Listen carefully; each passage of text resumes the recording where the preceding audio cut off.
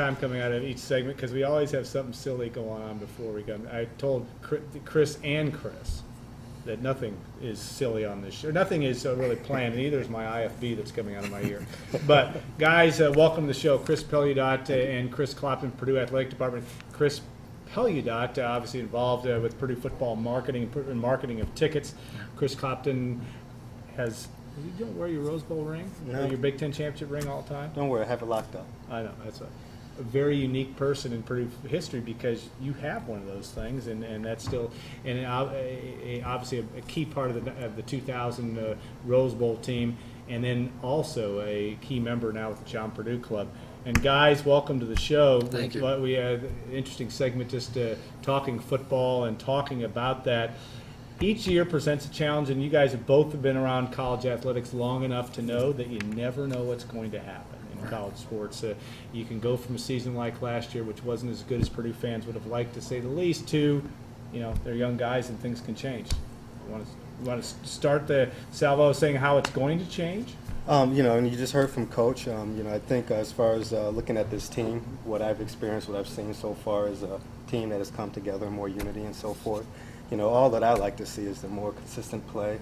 Guys go out there and have fun. Just as a former player, when you're playing tight, you can't play loose or whatnot. A lot of mistakes happen, but I think the guys go out there and have confidence, have fun. It'll be a fun year.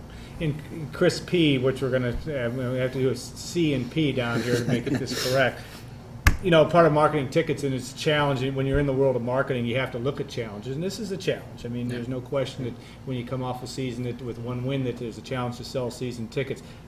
What things are you working on to try to keep, to get interest as high as it can be and to get fans in the stands for 2014? We're really just trying to focus on, the poster, we say ignite your passion. So we're really trying to get fans to realize that you are passionate about the team, whether you're upset with the way the season ended or you're a supporter no matter what.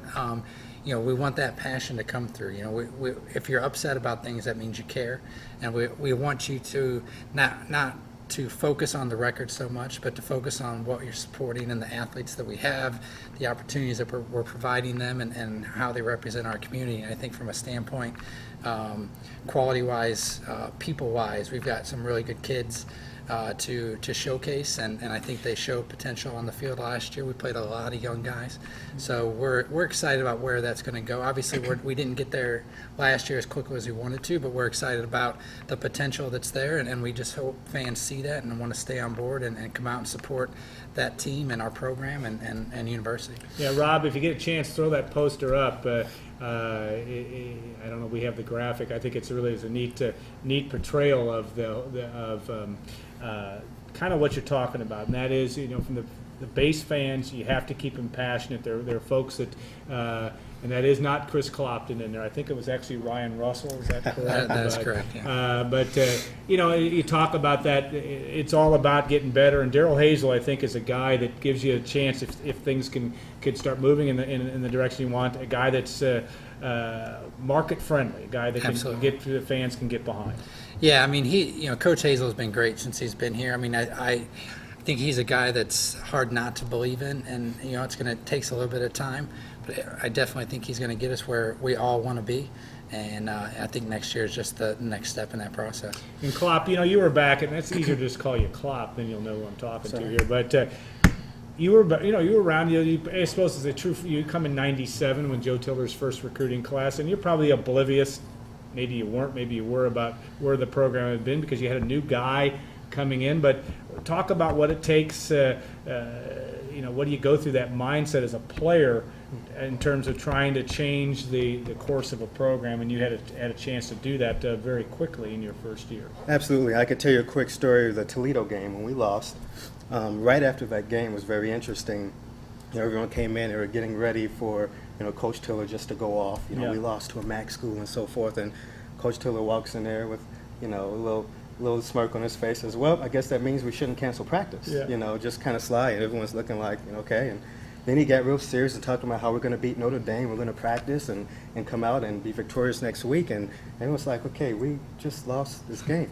But what was very interesting in saying that is that week it was a different team, as I mentioned. That team came together, and we just played to have fun.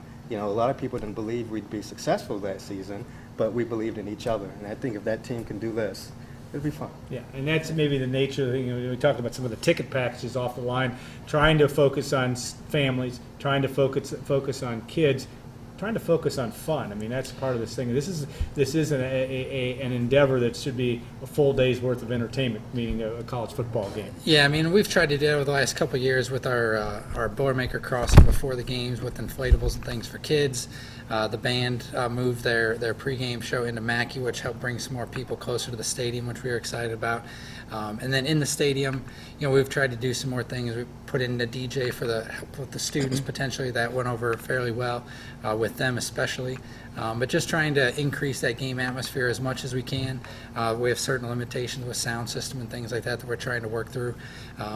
In today's age, the ability to use your phone or tablet or whatever it may be is more and more important. We're excited about, next year we really think from a cellular standpoint we'll have a significant improvement in that area in the stadium. Wi-Fi is probably still a little bit down the road, but if you can use your phone to get scores or text or Facebook or Twitter or tweet or whatever it may be, we think that will help with the fans' enjoyment. So those are improvements that we're continuing to try to make outside of what happens actually on the field. It's interesting, and you do some reading on student involvement in going to games, and nationally that's becoming more and more of a challenge and an interesting one. It's not all places. In using an example, the Cameron Crazies, it's a small market of students that fill it, and everybody thinks, well, everybody goes. A challenge that it's to buck the national trend, which is student ticket sales and student involvement is actually a little bit on the wane. Is that the cell phone effect and the fact that they can do everything from their room and watch it on high definition, or what are you trying to do to combat that? I think it's a combination of all of those factors. I mean, the students today have had information at their fingertips, their entire lives, and so when they walk into a stadium, they don't have that. Those are they can stay at home and watch on the game and see everything that they want to see. So, we're just trying to bring aspects into the game from a standpoint of music or entertainment or engagement with them being able to text photos and things like that to show on the big screen. Just trying to do those types of things to get them a little bit more engaged in the stadium within the parameters that we currently have, and just working with the students as much as we can to see what we can do to help get them to the games, and those are ongoing efforts there. Well, I would say we've already got a couple of comments saying the DJ is a great addition, so that's a good thing, at least from that. Yeah. And I have a son that's a freshman and came in, and he had a lot of fun in going to the games, and they can't all be the Notre Dame game where it's all national television and full stadium, but that was certainly a great environment. Chris, another big event coming up for you, and in your line of work, it never seems to end, but the Golden Pete's. This will be the second annual.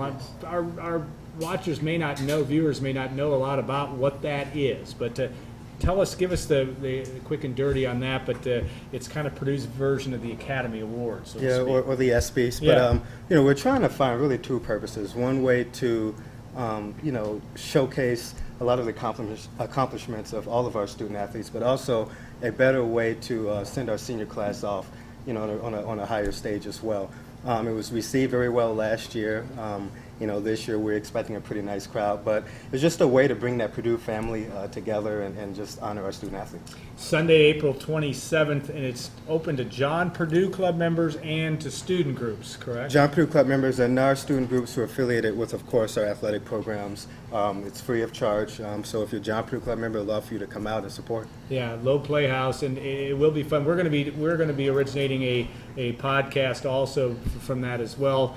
And have some fun with that. But it is still Morgan Burke wearing the old Purdue Pete head last year. It was the clincher for me. We were able to get a good picture for our magazine, which was good. We kidded Morgan about that, but I was a stand-up guy to be able to do that. That's part of the fun of this thing, is you never know what's going to happen. Absolutely, and of course with our two MCs, Stu, Yeah. or as he liked to be called now in the professional world, Stewart Yes, he Schweiger, does. and The man Natalia of seven- Bogdanova. Yes. Yeah. But it's Natalia though, right? yes, not Natasha. Yeah. She Natalia now. Yeah. But they both have great personalities, and I Yeah. think it'll be fun. Natalia, if she's on her game, which my guess is she will be very entertaining. Maybe a little bit before your time here, but when it's her if it's not, is it Russian or rubbish Yeah. thing. Yeah. Purdue fans remember that. Absolute classical stuff. Probably some of the best stuff that was on that has ever been on the video board in Mackey Arena. She's a piece of work. So yes. that'll be good. So you have hours to train. I mean, you guys have all kinds of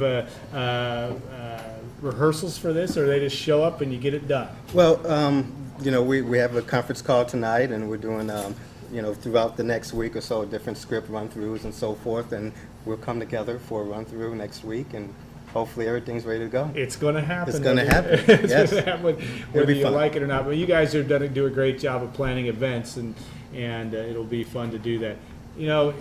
Chris, when you talk about the need of being able to sell tickets, sell your product, really comes from the student athletes themselves and how fans engage with them. Whether it be how well they relate to them. These type of events have an ability to do that. No question about it. I mean, our strength, I think, today and hopefully down the road is just the quality of our student athletes and the way that they represent our department, our university, our fans. I mean, all Boilermaker fans should be very proud of that, and you see that. Very publicly in some cases, but they do plenty of things on their own time that they don't get the spotlight for. But they're tremendous representatives, whether they're a football player to tennis player to whatever. We've got tremendous students, and all Boilermaker fans should be very proud of them. Yeah, two of my favorite events last year in men's basketball. Being old enough to remember these guys, but the bobbleheads with Joe Barry Carroll and with Glenn Robinson. Yes, I know Chris Clopton. He was just eked out barely for the football bobblehead. It could still happen. It could still happen. You never know. But those events were fun and really brought some attention to not only those guys, and they both. I thought it was great for both of them actually to come back and be a big part of that. But more of that in the future, you think? Yeah, from a bobblehead standpoint, our plan is to try to do one of those each year for men's, and we're going to probably start that as well for women. Just do like a Purdue basketball legend, one per year, and trying to decide on who those are going to be for the next year. And then, from a football standpoint, we'd like to do something. The problem is volume. I mean, you get into a much larger amount of people at a game, so it's hard to do bigger numbers from a budgetary standpoint. But there are things that we're trying to look at that we can do of similar impact. But we're very proud of the bobbleheads. I'll look to continue that for both programs. And we talk about accessibility for our fans. I mean, with football, you'll see this summer we're going to roll out some family-priced tickets where kids' tickets will be $5. Adults could be $15 in that range or whatever. So we're really trying to provide options and the opportunities for anybody really to come to a game and grow the fan base and be exposed to our teams and our programs. So you have you have 4 home games in the first 5 weeks, right before September 27th, and that can make the season certainly from a performance standpoint, but also you have the 3 of the first 4 games at home, and then you have Iowa coming in for homecoming on September 27th. You'll be busy getting ready to get that going when you have all those home games. Yeah, I don't think we leave the state of Indiana until mid-October because Yeah. even our one road game is down in Indy. So I mean, it's gonna be a very busy month for all of us, whether with home games and the game at Indy, because we've got a large contingent of fans that'll be down there as well. So. We've had a couple of questions on that. Tickets for that for Purdue Notre Dame. Give us and this of course is the game on September the 13th, right? Mm-hmm. At Lucas Oil, the Boilermakers and Fighting Irish go at it. There is ticket availability still for Purdue fans. Is that there are? We went through some blocks based on JPC donor levels, and so we just concluded the captain and All-American level this past Wednesday, and the first team, the final window really will start next Thursday. At this point, we still have tickets in all price categories available, some more than others. So we're working through the preparation for that next week. But tickets are $80, $125, or $195, and so there's a range there. Obviously, it's not a cheap ticket. Yeah. Notre Dame set those prices, so we just deal with that. But we look forward to having a good contingent of Purdue fans down in Indy this year. And the last time they played that game, you guys weren't barely born, maybe, but this guy wasn't born. I don't know when Chris was born, but 1984. Yeah. Were you born in 1984? I was 75. All right, so you're a little more mature than I thought. But 9 years old, Purdue beats Notre Dame in Indianapolis in a game that nobody thought Purdue could win, and that will probably be the case case this year, but that's the fun thing about this, is again, we talk about there'll be a fair number of people that will, for lack of a term, write Purdue off this year. Anything can happen, and you have to have that hope that you can do it. When you look at that and you tie into that mindset of changing perception and changing into winning habits, did that happen for you? I mean, you obviously were successful in high school, but coming here, did you know it when you saw it? When you said all of a sudden, maybe 4 or 5 games in the '97 season, where, hey, we are winners and we can win on a week-to-week basis. Yeah, I don't think we ever was like, oh, we had that aha moment, hey, we're winners. I think, we went into it just believing in each other. And, from there, it just kind of developed. It really took place organically. It wasn't something we really had to work hard to. We believed in the system. We believed in our coaches. And, from there, the fans kept, supporting us, rallying behind us. And, that's kind of how it began. And one of your big charges, obviously, in your day job is with former players, and I had a pretty good contingent last week at the spring game. But that's got to be fun for you, as being in that exclusive, fun and challenging, and you don't have any hair to pull out, so you're all right with that. When you have to work with the Pete Quinns of the world, that can be very challenging. Very challenging. He may be watching, but that's got to be part of the fun of it too. It is. I have to say, I don't know if we're going to get Bob Greasy back here after the cooking competition. I heard about that. He didn't realize what he was getting himself into. But anyway, it's definitely fun to see that support. It means a lot for the team, so forth, and it does. It really carries a lot of, and then, Coach has been sending out emails and communications with the alums.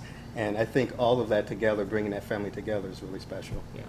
All right, Chris, we're going to give you the last chance for your last ticket push. What's the most exciting thing, a reason for why Purdue fans should be in Ross-Ade Stadium this fall? I just think potential. I mean, I think we've got a very talented young team, and I think things will come together this year quicker than most people think, and I'd hate for our fans to miss out on that. All right, guys. You guys get the honor of being the last guest, the last show of the last year. Well, who knows? We might have you on the first show of next year. You never know. But I want to thank you guys very much for coming on. And we kid, but we kid because we like Rose. That's why we do that kind of stuff. So we have a lot of fun with this group, to say the least. And it will be August 30th before we know it. We have a lot of thank yous today on our last show.